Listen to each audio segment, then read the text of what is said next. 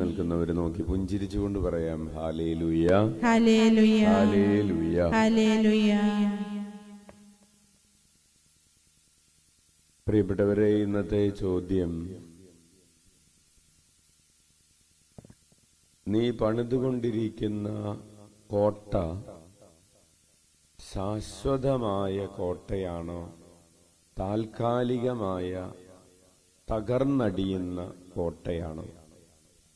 യെശയ്യായുടെ പുസ്തകത്തിൽ ശാശ്വതമായ ഒരു കോട്ടയെക്കുറിച്ച് പറയുകയാണ്. തകർന്നടിയാത്ത കോട്ട. ബാബിലോണിന്റെ കോട്ടകൾ തകർന്നടിഞ്ഞു. പ്രവാസത്തിലായിരുന്ന ജനത, ഇവിടെ ബാബിലോൺ നമുക്കറിയാം, ബാബിലോൺ വലിയൊരു നഗരമായിരുന്നു. അതിന്റെ ചുറ്റും 1-2 കോട്ടകളുണ്ടായിരുന്നു. ഈ കോട്ടകളെയൊക്കെ തകർത്താണ് പേർഷ്യൻ രാജാവായ സൈറസ് ബാബിലോണിൻ രാജാവിനെ വധിക്കുകയും പിന്നീട് അവിടെ രാജാവായി തീരുകയും അവിടെയുള്ള ഇസ്രായേൽ ജനതയെ മോചിപ്പിക്കുകയും ഒക്കെ ചെയ്തത്. ബാബിലോണിന്റെ കോട്ടകൾ തകർന്നു. അങ്ങനെ ഒരു പശ്ചാത്തലത്തിൽ കൂടെ ഈ യെശയ്യായുടെ പ്രവചനം വായിക്കണം. കോട്ടകൾ തകർന്നടിയുന്നു. ആരുണ്ടാക്കിയ കോട്ടകൾ? മനുഷ്യൻ നിർമ്മിച്ച കോട്ടകൾ. എന്തിന്റെ പുറത്ത് നിർമ്മിച്ച കോട്ടകൾ?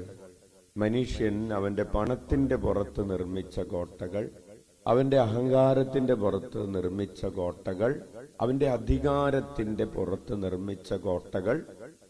അതിലും കുറച്ചും കൂടി പവർ കൂടി ആള് വന്നപ്പോ അത് തകർന്നടിഞ്ഞു. പക്ഷേ പ്രവാചകൻ പറയുകയാണ്, ജെറൂസലേമിന്റെ കോട്ടകൾ തകരുകയില്ല. ജെറൂസലേമിന്റെ കോട്ടകൾ തകരുകയില്ല എന്ന് പറയുമ്പോൾ അതിന്റെ ചരിത്ര പശ്ചാത്തലത്തിൽ അത് തകർന്നടിഞ്ഞു കിടക്കുകയാണ്. പക്ഷേ അതിന്റെ ഒരു ആത്മീയമായ കാഴ്ചപ്പാടിൽ ഈ ഭൂമിയിലുള്ളത് തകർന്നടിഞ്ഞു കിടക്കുമ്പോഴും ഭൗമികമായത് തകർന്നടിഞ്ഞു കിടക്കുമ്പോഴും പ്രവാചകൻ പറയുകയാണ്, നിന്റെ കോട്ടകൾ ശാശ്വതമായിരിക്കും. പ്രിയപ്പെട്ടവരെ, ഇതാണ് ഭൗതിക ജീവിതത്തിന്റെ കോട്ടയും ഭൗതിക ജീവിതവും ആത്മീയ ജീവിതവും തമ്മിലുള്ള ഒരു വ്യത്യാസം. നമ്മൾ ഈ ഭൂമിയിൽ സന്തോഷമെന്ന് കരുതുന്നത് തകർന്നടിയും. ഈ ഭൂമിയിൽ സമ്പത്ത് എന്ന് കരുതുന്നത് ക്ഷയിക്കും. ഈ ഭൂമിയിൽ ശക്തി എന്ന് കരുതുന്നത്, ആരോഗ്യമെന്ന് കരുതുന്നത് ഒരു ദിവസം ശക്തിയല്ലാതെയാകും, ആരോഗ്യമല്ലാതെയായി തീരും. കാറ്റുണ്ടാകും, തിരമാലകൾ ആഞ്ഞടിക്കും, വലിയ മഴ പെയ്യും. അപ്പോൾ എല്ലാം നമ്മൾ ഈ ഭൂമിയിൽ സുഖത്തിന്റെ മീതെ, സമ്പത്തിന്റെ മീതെ, ശരീരത്തിന്റെ മീതെ പണിതുയർത്തിയത് തകർന്നടിയും. പിന്നെ തകരാതെ നിൽക്കുന്നത് എന്താണ്? ആത്മീയ ജീവിതമാണ് തകരാതെ നിൽക്കുന്നത്. മരണത്തിന് ശേഷവും തകരാതെ നിൽക്കുന്ന ഭവനം എന്ന് പറയുന്നത് ആത്മാവാണ്. കൈയടിച്ച് നമുക്ക് കർത്താവിന് നന്ദി പറയാം. ആത്മാവ് ക്ഷയിക്കുകയല്ല. നമുക്കറിയാം, നമ്മുടെ ശരീരം വളർച്ചയുടെ ഒരു ഘട്ടം കഴിഞ്ഞാൽ പിന്നെ ശരീരത്തിന് എന്താണ് സംഭവിക്കുന്നത്?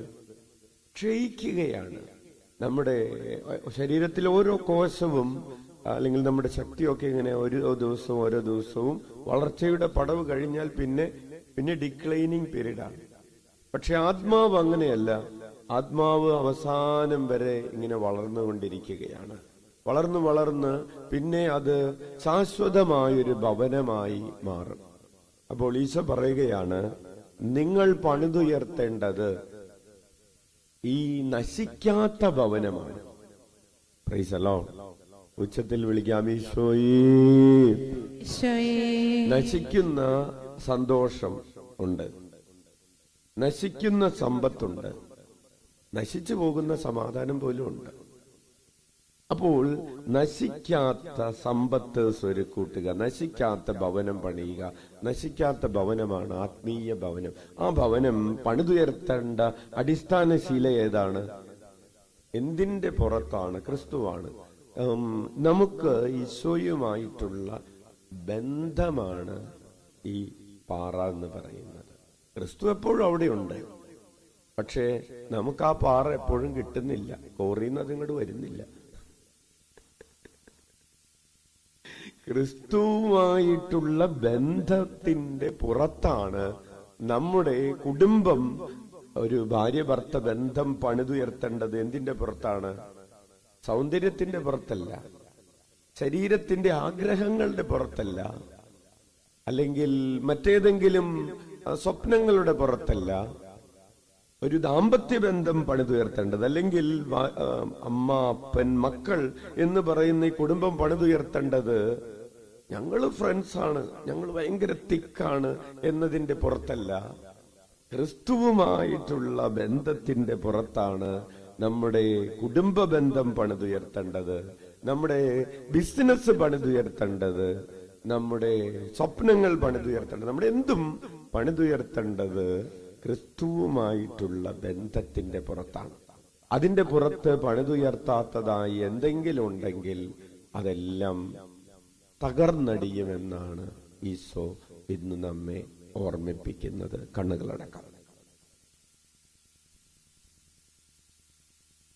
നമുക്ക് ആത്മപരിശോധന ചെയ്യാനുള്ള കാര്യം, ഞാൻ യഥാർത്ഥത്തിൽ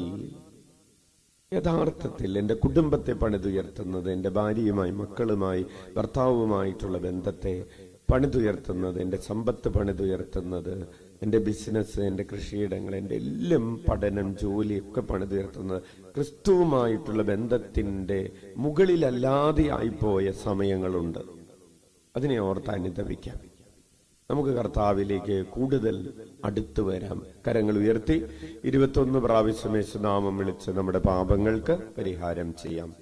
ഈശോയേ, ഈശോയേ, ഈശോയേ, ഈശോയേ, ഈശോയേ, ഈശോയേ, ഈശോയേ.